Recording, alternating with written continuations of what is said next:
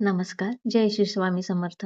आज आपण श्री स्वामी चरित्र सारामृत ग्रंथाचा पहिल्या अध्यायाचा भावार्थ पाहणार आहोत. मंगलाचरण आणि दैवशक्तींना वंदन. या अध्यायाच्या सुरुवातीला ग्रंथकार परमपूज्य श्री गणेश आणि विद्यादेवता माता सरस्वती यांना अत्यंतिक भक्तिभावाने वंदन करतात. विघ्नहर्ता गणपती आणि बुद्धिदात्री सरस्वती यांच्या कृपेनेच या पवित्र ग्रंथाचे लेखन निर्विघ्न पूर्ण व्हावे अशी ते प्रार्थना करतात. त्यानंतर आपल्या कुलदेवतेला आणि अक्कलकोटचे आराध्य दैवत भगवान श्री स्वामी समर्थ महाराजांच्या चरणी साष्टांग प्रणिपात करून ते ग्रंथाची मंगल सुरुवात करतात. महान संत आणि पूर्वसुरीचे स्मरण. पुढे ग्रंथकार व्यास, वाल्मिक आणि कालिदास यांच्यासारख्या श्रेष्ठ प्राचीन कवींचे स्मरण करतात.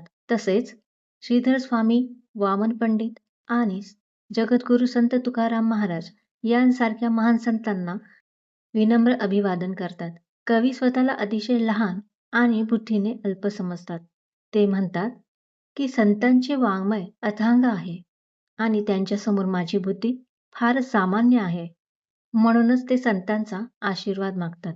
ग्रंथकार सर्व संत आणि सज्जन श्रोत्यांना हात जोडून प्रार्थना करतात की माझ्या या ग्रंथात काही चुका झाल्यास त्या मोठ्या मनाने क्षमा कराव्यात.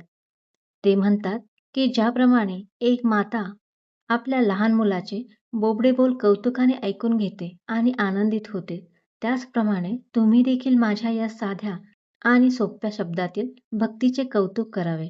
संतांनी माझ्या हृदयात वास करून हे चरित्र स्वतःहून लिहून घ्यावे अशी आर्तहाक ते मारतात. श्री स्वामी समर्थांची महती आणि ग्रंथाचा हेतू. या परिच्छेदात श्री स्वामी समर्थ महाराजांच्या अगाध आणि अनंत लीलेचे वर्णन केलेले आहेत. स्वामींचे चरित्र म्हणजे एक अथांग सागर आहे, ज्याचा अंत कुणालाही लागणे शक्य नाही.